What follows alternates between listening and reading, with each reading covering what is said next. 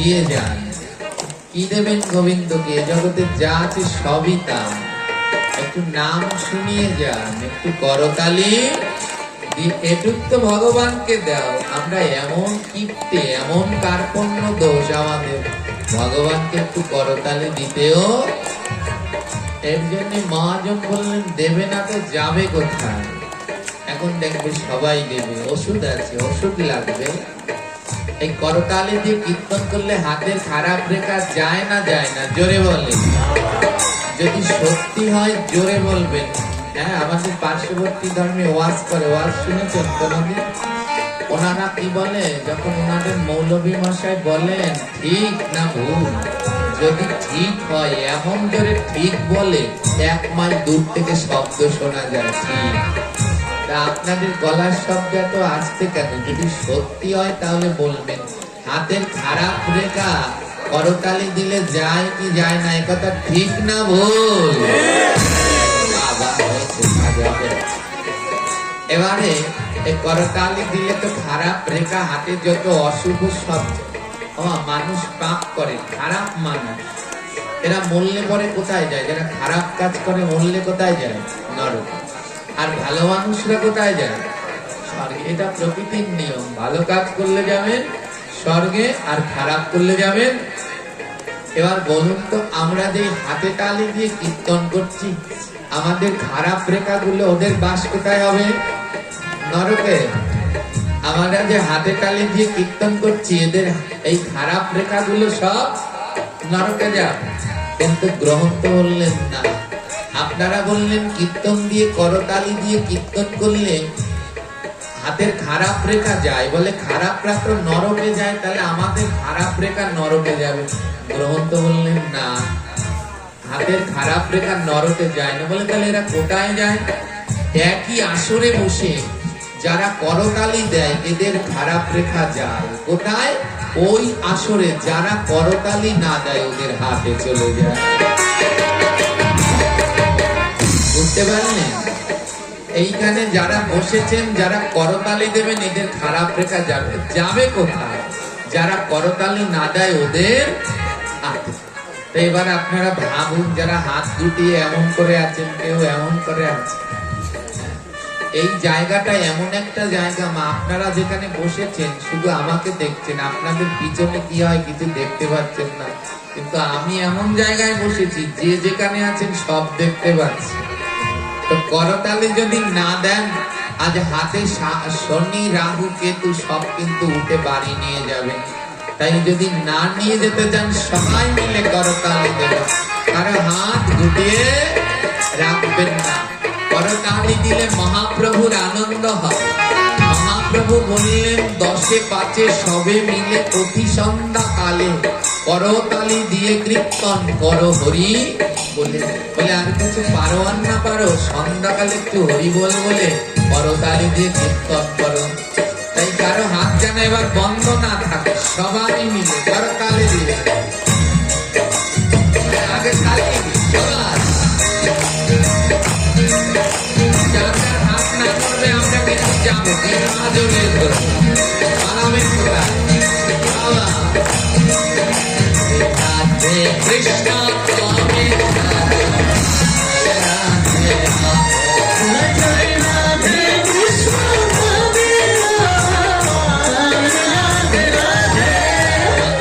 কথা বলেন, এই যে আপনাদের জোর করে করতালি দেয়াচ্ছে, আপনারা রাগ হচ্ছেন।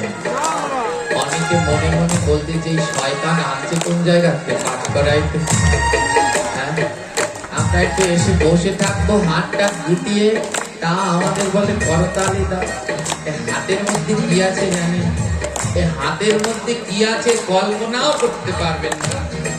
লালন সাই গান লিখেছেন, যাহা নেই বিশ্ব ব্রহ্মাণ্ডে তাহা আছে দেহ ভাণ্ডে, যদি সাক্ষাৎ করতে পারো তত্ত্বজ্ঞান জানতে পারো, সদ্গুরু ধরতে পারো 84 ক্রোশ বৃন্দাবন, দেহের মধ্যে দর্শন করো।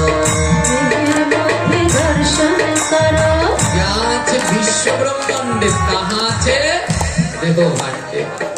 এই দেহের মধ্যে নেই এমন কিছু নেই। এটা মন দিয়ে শুনবেন। আগে এখন একটু শোনেন। ওরে বাবা, এত করতালি আবার লাগবে না। আরে হাত নামাও, যে সময় বলবো তখন। এই হাতের মধ্যে কি আছে?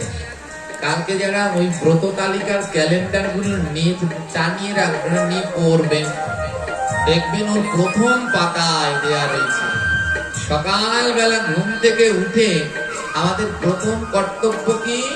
প্রথম কর্তব্য হলো নিজের কর দেখা। সকালবেলা বিছানায় বসে, ঘুম থেকে উঠে বিছানায় বসে প্রথম যে কাজ করবেন সেটা হলো নিজের কর দেখবেন। বিছানা থেকে দ্বিতীয় কাজ মা বাবাকে প্রণাম করবে। আমরা ঘুম থেকে উঠে সবার প্রথমে কাকে প্রণাম করি? জোরে বলবেন, মিথ্যা বলবেন না। এখন আর কেউ বলবেই বলে আবার কোনটা বলে জ্বালায় বলি। ঘুম থেকে উঠে 100 বাচ্চাদের মধ্যে 80 বাচ্চেন সনাতনীরা বিছনা থেকে বাইরে নেমে সূর্য প্রণাম করে, ঠিক না বল? হ্যাঁ, সূর্য আগে গিয়ে সূর্যকে প্রণাম করে, কিন্তু এটা অপরাধ। কেন জানেন? ওই বিছানা থেকে নেমে বাসি কাপড়ে বাসি বস্ত্রে স্নান না করে সূর্য প্রণাম করছে। কোন দেব দেবীকে প্রণাম করলে স্নান করে শুদ্ধ বসন করে তারপরে প্রণাম করতে হয়। এই সকালবেলা ঘুম থেকে উঠে প্রথম প্রণাম করতে হয় মাতা পিতাকে। কারণ মাতা পিতাকে প্রণাম করতে বাসি কাপড়ও লাগে না, আর শুদ্ধ কাপড়ও লাগে না। আর মা বাবাকে প্রণাম করার পরে স্নান করে প্রণাম করতে হয় সূর্য দেবতাকে। যে কালকে মনে বলেছিলাম, মনে আছে? বেদব্যাসের স্ত্রী কখন প্রণাম করেছিল? স্নান করে সেই প্রণাম করলো ওম জবা, আর আ করেছে সুখ পাখি মুখের মধ্যে। তো সকালবেলা আমাদের প্রথম কর্তব্য কি? বিছানায় বসে কি করতে হবে? চোখ খুলে নিজের কর দেখতে। কর দেখার সময় একটা মন্ত্র আছে, জানেন এগুলো? এই জন্মে কিছুই শেখা হলো না, আমার জন্মটা বিকলেই গেল। কর দেখার সময় একটা মন্ত্র বলতে হয়, कराग्रे वसति लक्ष्मी करो मध्ये स्वरासति करो मूले तु गोविन्दं प्रभाते करो दर्शनम्। এই মন্ত্র পাঠ করে প্রতিদিন সকালবেলায় কর দেখতে হয়। कराग्रे वसति लक्ष्मी, করের অগ্রে বাস করেন মাতা। কর মধ্যে সরস্বতী, করের মাঝখানে বাস করেন মাতা সরস্বতী। কর মূলে তু গোবিন্দ, করের মূলে বাস করেন গোবিন্দ। প্রভাতে করো দর্শন। প্রতিদিন এটা পাঠ করুন। এটা বলে এমনি করে করটা নিয়ে চোখে লাগান। আপনার যদি ওই দিন কোনো বিপদ হয় বলবেন তো, মহা বিপদ হলেও সেই বিপদের হাত থেকে আপনি বেঁচে আসবেন। সকালবেলা যদি এই মন্ত্র পাঠ করে কর দর্শন করে, হাতের সমস্ত ওই দিনকার যত বিপদ আছে সব দূর হয়ে যায়। এই করের মধ্যে তিনজন বাস করেন। করের অগ্রে বাস করেন কে? জেনে বলবেন। করাগ্রে লক্ষ্মী, কর মধ্যে সরস্বতী, করের মধ্যে বাস করেন মা সরস্বতী, করমূলে গোবিন্দ। এই তিনজন বাস করে। এই যে আমরা দীক্ষা মন্ত্র জপ করি, বেশিরভাগই ভুল জপ করি। কেউ এমনি করে কর ধরে, এখানে ধরে, আবার কেউ এখানে ধরে না। দীক্ষা মন্ত্র জপ করবার সময় করকে 3 ভাগ করতে হয়। শেষ ভাগে গিয়ে ধরতে হয়। কোন ভাগে? যদি মাথায় ধরেন তাহলে মা লক্ষ্মীর গায়ে লাগবে, মধ্যে ধরেন সরস্বতীর গায়ে লাগবে, করের মূলে ধরেন তো গোবিন্দের গায়ে লাগবে। তাই ধরতে হয় কোথায়? এই 2 ভাগ করে 3 ভাগে গিয়ে কর স্পর্শ করে করে এমনি করে মন্ত্র স্মরণ করতে হয়। 100 জনের ভিতরে প্রায় জনই সবই এমন করে ভুল ভাবে জপ করে। এই সকালবেলা প্রথমে কর দর্শন করতে হয়। এই করের মধ্যে আরো একটা জিনিস আছে। এই করের আঙুলগুলোর মধ্যে আর আমাদের হাতে কয়টা আঙুল মা? জোরে বললেন। আমি কিন্তু কানে কম শুনি বাবু, একটু জোরে জোরে চিল্লিয়ে মিল্লিয়ে বলবেন। এই হাতের ভিতরে কয়টা আঙুল? কেন 6টা হয় না কেন? 5টাই দিলেন কেন গোবিন্দ? আবার 5টা আঙুল এক রকমের না, 5টা আঙুল দিলেন কি 5 রকমের। এক রকম দিলে আমাদের কাজ করতে একটু সুবিধা হতো, কি জ্বালা। 5টা আঙুল আবার 5 রকমের দিয়েছে। এই 5টা আঙুল কারা জানেন? মন্দিরের দিকে তাকান, ভগবানের পাশে 5 জন রয়েছে, এদের নাম কি? পঞ্চতত্ত্ব। পঞ্চতত্ত্ব নিতাই, গৌর, অদ্বৈত, গদাধর, শ্রীবাস। না শ্রীনিবাস না, হ্যাঁ ঠিক সাধু হয়েছে, এখন ভুলভাল বলে। এটা হবে শ্রীবাস। শ্রীনিবাস আলাদা আর শ্রীবাস আলাদা। মহাপ্রভুর সাথে যিনি থাকেন ইনি হলেন শ্রীবাস। আর মহাপ্রভু দ্বিতীয়বার আবার এসেছিলেন, সেই দ্বিতীয়বার তিনি যে রূপে আসলেন তার নাম হলো শ্রীনিবাস। নিত্যানন্দ প্রভু দ্বিতীয়বার এসেছিলেন, তার নাম হলো নরোত্তম ঠাকুর মহাশয়। গদাধর পণ্ডিত আবার এসেছিলেন, তিনি হলেন রামচন্দ্র কবিরাজ। অদ্বৈত প্রভু আবার এসেছিলেন, ইনি হলেন শ্যামানন্দ। এনারা আবার লীলাবিলাস করেছিলেন। তো ওদিকে আমরা যাব না। এই হাতের ভিতরে 5 জন বাস করেন, ওই পঞ্চতত্ত্ব এই হাতের ভিতরে বাস করে। দেখুন ওখানে যেমন পঞ্চতত্ত্ব, ওরা কি সবাই এক লাইনে দাঁড়ায়? সবাই একরকম লম্বা। 5 জন কি 5 রকম। আর আমাদের হাতের আঙুলটাও ওই পঞ্চতত্ত্বের ভিতরে একজন আছে সব থেকে লম্বা। তিনি কোথায় থাকে? কোনায় না পাশে? জোরে বললেন। ওখানটায় দেখে দেখে বলো কোথায় থাকে? আপনাদের সবার ঘরে পঞ্চতত্ত্বের ছবি আছে তো? আছে? মনে রাখবেন, যদি গৃহের ভিতরে পঞ্চতত্ত্বের ছবি না থাকে তাহলে কোনোদিন কৃষ্ণ পূজা হয় না। যদি গৌর নাই তো কেমন হইত, কেমনে ধরিতাম দে রাধার মহিমা প্রেম রস সীমা জগতে জানাইতো। এই রাধা কৃষ্ণের ভজন করতে হলে সবার আগে লাগবে পঞ্চতত্ত্বের ছবি। যদি আপনি শুদ্ধভাবে গোবিন্দ সেবা দিতে চান, গৃহের মধ্যে 8খানা চিত্রপট রাখবেন। কয়টা? 8টা। যদি প্রকৃত শুদ্ধভাবে ভগবানের ভজন করতে চান, গৃহের মধ্যে 8টি ভগবানের চিত্রপট রাখবেন। প্রথমটা হলো পঞ্চতত্ত্ব, দ্বিতীয় হলো রাধা মাধব, তৃতীয় হলো জগন্নাথ বলরাম সুভদ্রার চিত্রপট, চতুর্থ হলো নৃসিংহ ভগবানের চিত্রপট, পঞ্চম হলো বৃন্দাদেবী। যদি সম্ভব হয় প্রতিদিন তুলসীর টব ঘরে নেবেন, আর যদি না হয় তাহলে বৃন্দাদেবীরও ছবি আছে, ওই ছবি ঠাকুর ঘরে রাখবেন। ষষ্ঠ হলো সরগোস্বামী, 6 জন, তাই ষষ্ঠ। সপ্তমে হলো যে যার পুজো করতে ভালোবাসেন, যারা ধন চান লক্ষ্মী, যারা কালী পুজো করতে চান কালী, ইষ্টের বিগ্রহ। আর অষ্টম হলো আপন আপন গুরু এবং গুরুবর্গের চিত্রপট। এই 8টা চিত্রপট যেন গৃহের মধ্যে অবশ্যই থাকে, নইলে কিন্তু শুদ্ধভাবে ভগবান সেবা হয় না। দেখবেন যারা সদাচারী ভক্ত, প্রসাদী ভক্ত, তাদের এমনি ভাবে সাজানো থাকে। হ্যাঁ, আমাদের সাজানোটা বড় ভুল। যারা বিল্ডিং তৈরি করেন ওনারা কি করেন দেখছেন, একটা সুতো নেয়, সুতো নিয়ে পাইপের মধ্যে জল ভরে মাপ। আর আমরা যারা বুঝি না, এনারা কি করি, এনারা আমরা বলি ও বেটাকে কোনো কাজ নেই, শুধু কাজে ফাঁকি দেওয়ার জন্য সারাদিন মাপে পাইপের মধ্যে জল ভরে, ওসব লাগে কিসে, ও আমাকে দিলে আমরা 2 মিনিটে করে দেব। এর জন্যই আমরা রাজমিস্ত্রি হতে পারিনি, কারণ আমরা বিল্ডিং করলে ওই 1 সপ্তাহ থাকবে না, ভেঙে চুরে টপ।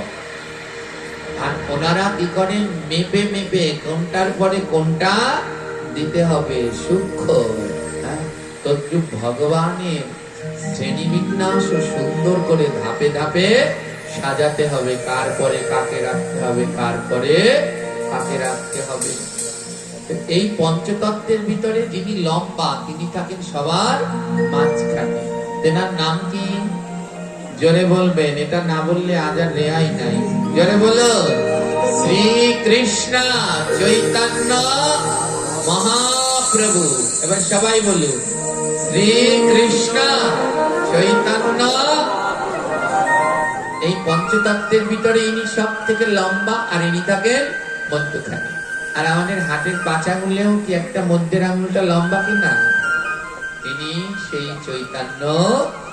এই আঙুলে মহাপ্রভু বাস করে, তাই এই আঙুলটা হলো সব থেকে লম্বা। হাতের পাঁচ আঙুলের নাম কি? এর নাম বৃদ্ধা, তর্জনী, মধ্যমা, অনামিকা, কনিষ্ঠা। এই মধ্যমা আঙুলে বাস করেন চৈতন্য মহাপ্রভু। এই চৈতন্য মহাপ্রভু দাপর লীলায় গেছিলেন ভগবান শ্রীকৃষ্ণ। দাপর যুগে ভগবান শ্রীকৃষ্ণ, আর কলি যুগে হলেন চৈতন্য। কৃষ্ণের বাম দিকে যিনি আছেন তার নাম কি? রাধা রানী। এই রাধা রানী কলি যুগে অবতীর্ণ হলেন, তেনার নাম কি? গদাধর। এই রাধা রানী কলি যুগে অবতীর্ণ হলো, তার নাম হলো। তাই মহাপ্রভুর বাম দিকে যিনি থাকেন ইনি হলেন গদাধর। মহাপ্রভুর থেকে একটুখানি খাটো হলো গদাধর। তাই এই আঙুলে বাস করেন গদাধর। গদাধর কে? গদাধর পূর্ব লীলায় কে ছিলেন? জোরে বলবেন, রাধা রানী। গদাধর পূর্ব লীলায় কে ছিলেন? রাধা রানী। আমার রাধাকে না ধরলে কোনোদিন কৃষ্ণ পাওয়া যায়? জোরে বলেন, যায়? যায় না। আমাদের যে গুরুদেব বীজ মন্ত্র দেয়, এটা কি মন্ত্র দেয়? কৃষ্ণ মন্ত্র না রাধা মন্ত্র? কৃষ্ণ মন্ত্র। কিন্তু আমরা জপ করি কোন আঙুলে? এই কৃষ্ণ তো এই আঙুলে থাকে, এই আঙুলে জপ করি, শুরু করি কোন আঙুলে? কারণ এটা রাধা। রাধাকে না ধরলে কৃষ্ণ পাওয়া যায় না। বুঝতে পারলেন? খুব সুন্দর তত্ত্ব লুকিয়ে আছে এর মধ্যে। এই আঙুলে গদাধর রাধা রানী বিরাজ করেন, তাই এই আঙুল থেকে আমরা মন্ত্র জপ শুরু করি। কারণ রাধাকে না ধরলে যে কোনোদিন কৃষ্ণ পাওয়া। এই আঙুলে গদাধর বাস করে। এবার ধ্যান দিন, এই দুটো গেল। মধ্যের আঙুলে কে বাস করে? জোরে বলবে, মনে রাখতে হবে। মা যদি মনে না রাখতে পারেন এই ভাগবত শুনে তো লাভ নেই। মনে রাখতে হবে। নৌকা বিলাস কীর্তন শুনেছেন? নৌকা বিলাস কীর্তন, ওর ভিতরে এক জায়গায় ভগবান শ্রীকৃষ্ণ বললেন, সব সখীরে পার করিতে নেব আনায়ান, আর তোমার বেলা নেব সখী তোমার কানের সোনা সখী গো। ও আমি প্রেমের হাতির মাঝে তোমার বেলা পয়সা নেব। সব সখীরে পার করিতে নেব আনায়ান, তোমার বেলায় নেব সখী তোমার কানের সোনা সখী গো। ও আমি প্রেমের হাতির মাঝে তোমার বেলা পয়সা নেব না। সখীদের বললেন সবাইকে পার করতে আনা আনা নিয়ে তোমার বেলায় নেব না। তোমার বেলায় কি চাইলেন? তোমার কানের সোনা। আবার আমরা কানে দুল পরি, সোনা পরি, ভগবান এই সোনা চাইলেন? হ্যাঁ, বলে গোবিন্দের কি স্বর্ণের ঠ্যাক লেগেছে? যদি স্বর্ণের ঠ্যাক লাগতো তাইলে বলতো হাতের বালা দাও, আরো যদি বেশি কাট লাগতো বলতো গলার সীতা হাত দাও। কিন্তু চাইলেন কি? কানের সোনা। আমরা যে কানে দুল পরে আছি এই সোনা গোবিন্দ চাইনি। বললেন তাহলে কোন সোনা চাইলেন? গোবিন্দ বললেন, পার করবার সময় কানের সোনা না দিলে আমি পার করব না। এই সোনা কি জানেন? এই সোনা মানে কানের দুল সোনা নয়। এই সোনা মানে ভাগবত পাঠ সোনা, গীতা গ্রহন্ত সোনা, নাম সোনা, হরি কথা সোনা, গুরু কথা সোনা, গোবিন্দের অমৃতময় কথা সোনা। কোন সোনা চাইলেন বুঝতে পারলেন? কানের দুল চাইলেন? ভাগবত সোনা। আর যা শুনবেন এইটা সেই দিন গোবিন্দের কাছে আবার দিতে হবে। জিজ্ঞেস, এই জায়গাটার নাম কি, কি নাম? হ্যাঁ, ঘোষকান্দি। যেদিনকে ভবন নদী পার হব, ওই পার হওয়ার সময় গোবিন্দ খেয়াঘাটে জিজ্ঞেস করবে, বলো ঘোষকান্দি পাঠে গিয়েছিলে? তখন বলবো হ্যাঁ। কি শুনেছিলে বলো। যদি সেদিন বলতে পারেন তাহলে পার হতে পারবেন, আর যদি না বলতে পারেন আর পার হওয়া যাবে না। এটাই হলো কানের সোনা, এই হলো সোনা। তাই শুনে যেন ভুলে যান, মনে রাখতে হবে। তাই মনে থাকবে তখনই যখন মুখে বলবেন, মনে মনে বললে মনে থাকতে পারবেন না। তাই মুখে বলবেন। এই মধ্যের আঙুলে কে বাস করে? শ্রীকৃষ্ণ চৈতন্য। আর এই তার পাশের বাম আঙুলটায় কে বাস করে? গদাধর, অর্থাৎ রাধা রানী। এবারে মহাপ্রভুর ডান দিকে যিনি থাকেন, এনার নাম কি? নিত্যানন্দ। ডান দিকে যিনি থাকেন ইনি হলেন এই নিত্যানন্দ। পূর্ব লীলায় কে ছিলেন? বলরাম। কে ছিলেন? বলরাম। এই নিত্যানন্দ থাকেন মহাপ্রভুর ডান দিকে, আর বাঁ দিকে থাকেন গদাধর। নিত্যানন্দ কে জানেন? নিত্যানন্দ হলেন স্বয়ং গুরু। আপনার গুরু, আমার গুরু, সব গুরুই হলো নিত্যানন্দের অংশ। নিত্যানন্দ হলেন সাক্ষাৎ গুরু। তার জন্য আমরা কীর্তনের ভিতরে গাই না, নিত্যানন্দ জগতে গুরু, গৌরবাঞ্ছা কল্পতরু। সবাই মিলে এবার করতালি। বল নিত্যানন্দ জগতে গুরু, গৌরবাঞ্ছা কল্পতরু।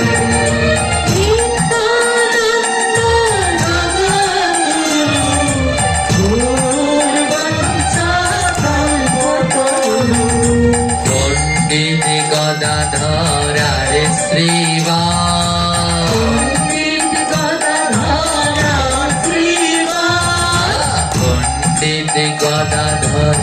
আর শ্রীবাস, পণ্ডিত গদাধর আর শ্রীবাস, অদ্বৈত মোর দাস অনুদান, অদ্বৈত মোর দাস অনুদান।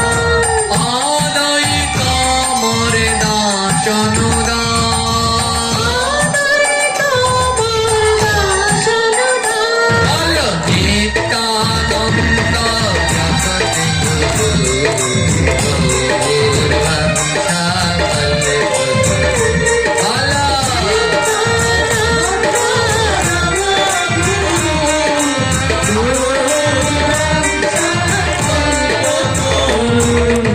নিত্যানন্দ হলেন জগৎ গুরু, সবার গুরু, জগতের সবার।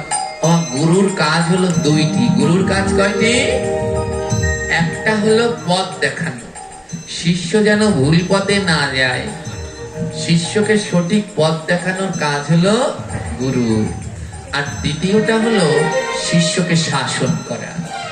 শিষ্য যদি ভুল করে তাহলে শিষ্যকে শাসন করে আবার সঠিক পথে ফিরিয়ে আনা।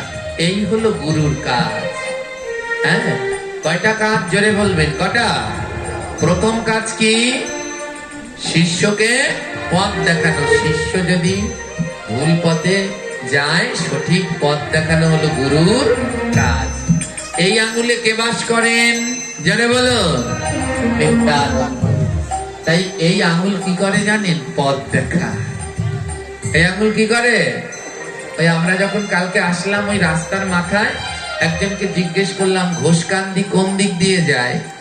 এরকম করে দেখায়, এই আঙুল দিয়ে দেখায়, এদিকে যায় দেখায়, এই আঙুল দিয়ে দেখায়, এদিকে যান এমনি দেখায়। কোন আঙুল দিয়ে দেখায়? এই দিকে চলে যাও, এই দিকে গেলে ঘোষকান্দি। ইনি হলেন গুরু, তাই পথ দেখায়। তাই এই 5 আঙুলের ভিতরে কে পথ দেখায়?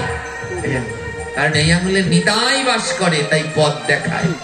আর আমরা যখন ভুল কাজ করি তখন শাসন করে কোন আঙুল? এই কাজ একদম ঠিক করনি। তাই এই আঙ্গুল হলেন গুরু নিতাই, ভুল করলে শাসন করে, আবার সবাইকে সঠিক পথ দেখিয়ে দেয়। মিলল না, মিলল না, জোরে বলেন। হ্যাঁ, এই আঙ্গুল হলেন রাধা রানী ভক্তি, তাই এই আঙ্গুল থেকে জপ শুরু হয়।